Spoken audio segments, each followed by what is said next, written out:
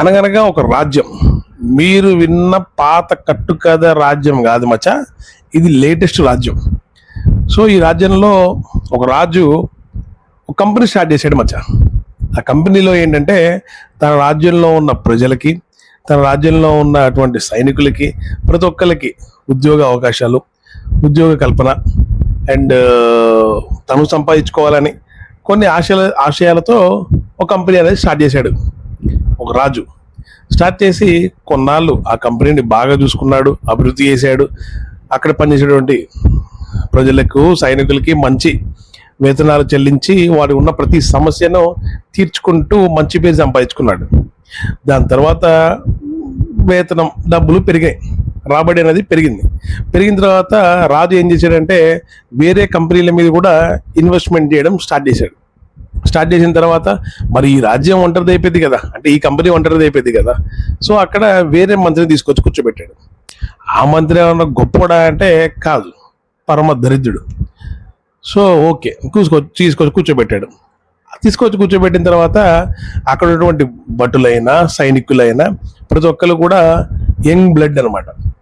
మంచిగా పనిచేసుకుంటూ ఆ మంత్రి ఏది చెప్పినా కంపెనీ కోసమే కదా, మన రాజ్యం కోసమే కదా, మన రాజుగారు గొప్పోలు కదా, ఎప్పటికైనా మనల్ని గుర్తించుకుపోతారా, మనకు ఒక పదవి అనేది ఇవ్వకపోతారా అని చెప్పి రేయింబగళ్ళు తిండి తిన్నా తినకపోయినా కష్టపడుతూ పనిచేస్తూ ఉన్నారు. ఆ కంపెనీని ఒక స్థాయికి తీసుకొని వెళ్ళారు. ఎండ్ ఆఫ్ ది డే ఏం జరిగిందంటే ఆ రాజు దగ్గర క్రెడిట్ మొత్తం ఈ మంత్రి దొబ్బేశాడు. సైనికులకి, ప్రజలకు ఎటువంటి క్రెడిట్ ఇవ్వకుండా ఓన్లీ తన ఖాతాలోనే క్రెడిట్ అనేది చేసుకున్నాడు. ఈ రాజు కూడా మెల్లమెల్లగా ఈ మంత్రిని గుడ్డిగా నమ్మడం మొదలుపెట్టిన తర్వాత కొన్నాళ్ళకి ఈ రాజు ఏం చేశాడంటే నాకు ఒక అసిస్టెంట్ కూడా కావాలి అని చెప్పేసి ఒక శూర్పణఖని తీసుకున్నాడు.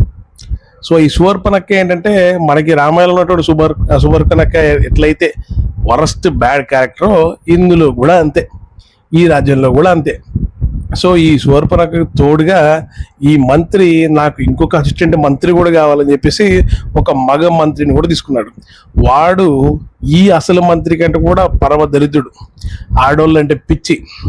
సో అటువంటి దరిద్రుని తీసుకున్న తర్వాత కంపెనీ ఇంకా భ్రష్టు పట్టిపోయింది. అక్కడ ఉన్నటువంటి సైనికుల్ని ఒక్కొక్కళ్ళు తీసేయడం మొదలుపెట్టారు. ఇలా జరుగుతూ ఉండగా ఒకరోజు ఈ సైనికులందరూ కూడా రాజుగారు మాకు ఎప్పటి నుంచో తెలుసు కాబట్టి రాజుగారు మా కష్టాలు వింటారు, మాకు కన్నీళ్ళు తుడుస్తారు అని చెప్పి రాజుగారి దగ్గరికి వెళ్ళి వాళ్ళ కష్టాలు చెప్పుకోవడం మొదలుపెట్టారు. రాజుగారు ఇలా కష్టాలు జరుగుతున్నాయి, ఆ మంత్రి ఎవరైతే మీరు తీసుకొచ్చారో ఆ మంత్రి మంచి మంత్రి కాదు. సో ఆడవాళ్ళ మీద నెగిటివ్గా కామెంట్ చేయడం, ఆడవాళ్ళతో మిస్బిహేవ్ చేయడం అనేది చేస్తున్నాడు. ఈ శూర్పణఖ ఎవరిని తీసుకొచ్చారో ఆ శూర్పణఖ కూడా ఈ మంత్రులకి సపోర్ట్ చేస్తున్నది. ఆడది అయినా కానీ మగవాళ్ళకి సపోర్ట్ చేసుకుంటా ఆడవాళ్ళని హీనంగా వాళ్ళు మాట్లాడినా కానీ నవ్వుతుంది, ఇంకా మాట్లాడండి అని ఎంకరేజ్ చేస్తుంది తప్ప మమ్మల్ని జాగ్రత్తగా చూడట్లేదు. సో ఈ శూర్పణఖ కూడా మంచిది కాదు. తీసుకొచ్చేటువంటి ఇంకా చిన్న మంత్రి వాడు కదా, వాడు ఇంకా పరమ దరిద్రుడు రాజుగారు, వీళ్ళని తీసేయండి వీలైతే, లేదంటే వాళ్ళకి బుద్ధి అని చెప్పండి, మేము చాలా ఇబ్బంది పడుతున్నాం రాజుగారు అని చెప్పేసి అక్కడ ఉన్నటువంటి ఎప్పటి నుంచో ఉన్న సైనికులు మొరబెట్టుకున్నారు. జనరల్గా రాజు ఏం చేయాలి, అవును కదా అని చెప్పేసి ఎప్పటి నుంచో ఉన్న సైనికుల కోసం వాళ్ళని మందులు ఇచ్చడమో తీసివేయడమో చేయాలి. ఈ రాజు అలా చేయలేదు. వాళ్ళు చాలా మంచోళ్ళే, తర్వాత చూసుకుందాంలే, వాళ్ళకి తర్వాత కాలక్రమాన వాళ్ళకి బుద్ధి వస్తుందిలే అని చెప్పేసి ఆ రాజు వాళ్ళకి కనీసం వార్నింగ్ కూడా ఇవ్వలేదు. ఆ తర్వాత ఏమైందో మీ అందరికీ తెలిసే ఉంటది కదా, వీళ్ళ అగత్యాలనేవి రోజు రోజుకి పైశాచికానికి పెరిగిపోయినాయి. ఒక్కొక్కళ్ళు ఆ రాజ్యాన్ని వీడిపోయి బయటికి వెళ్ళడం మొదలుపెట్టారు.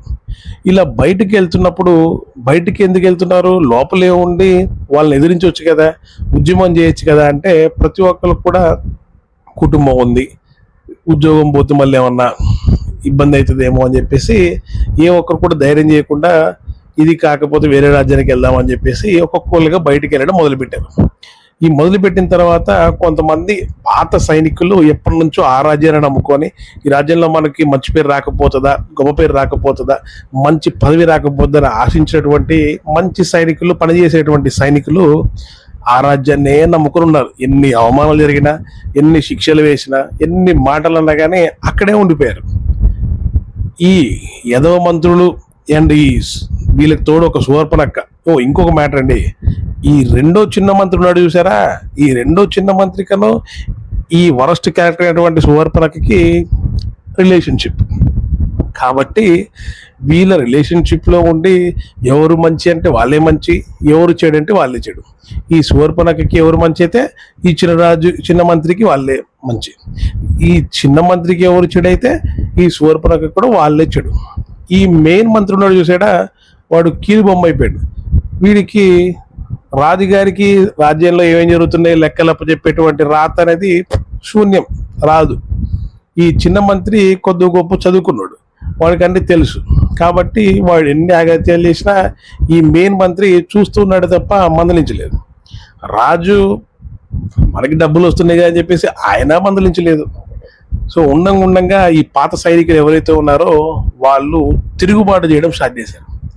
తిరుగుబాటు చేయడమే కాదు, చిత్తుగా ఈ శూర్పణఖని, ఈ చిన్న మంత్రిని, ఆ పెద్ద మంత్రిని చిత్తుగా యుద్ధం చేసి సామిరంగా చెక్కుగా కొట్టుబడేశారు.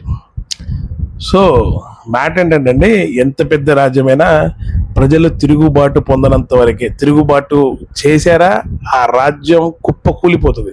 కాబట్టి రాజు ఇప్పటికైనా కళ్ళు తెరిచి ఏది నిజం ఏది అబద్ధమో తెలుసుకొని మీ రాజ్యాన్ని కాపాడుకుంటే మంచిది. లేదంటే పల్లీలు అమ్ముకోవాల్సి వస్తుంది, మీ ఇష్టం.